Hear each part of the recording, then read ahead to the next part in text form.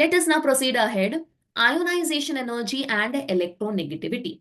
Now remember, the first ionization energy of carbon atom is 1085. Okay, it is 1085 and this value is very, very high. Right? Now, what do you mean by first ionization energy? Now, ionization energy, students, remember, it is the energy which is required to remove the electron, okay, from the valence shell. Now, we know that carbon, it has two electrons in the inner shell, 1s2, 2s2 and 2p2. This is the electronic configuration. Total 6 electron. 2 plus 2, 4. 4 plus 2, 6. Okay, so this is how we are going to write down the electronic configuration. Now in 2p2, we have like this. This is 1 and then this is 1. Right? So over here, I can see that there are what? There is 2 electrons, right? Now, in order to remove this electron, it requires lot of energy. Okay, so the first ionization energy of carbon is very high.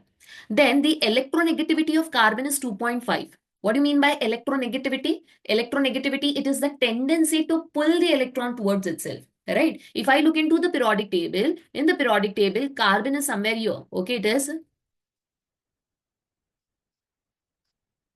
Okay, across the period, I can see that this is the element. These are the elements which are present across the period. Now, electronegativity, it goes on increasing from left to right. And then carbon, it is situated somewhere in middle of the period. And then the carbon, the electronegativity is 2.5, which is neither too low nor too high. Right? So, thus, carbon, it has a no tendency to lose or gain the electron. As a result, it will have a tendency to form what? To form mutual sharing. And that is the reason why carbon, it will share its 4 electron and form only and only covalent bond. Because we know in the lower standard we have studied the sharing of electron means it is forming what type of bond? It is covalent bond.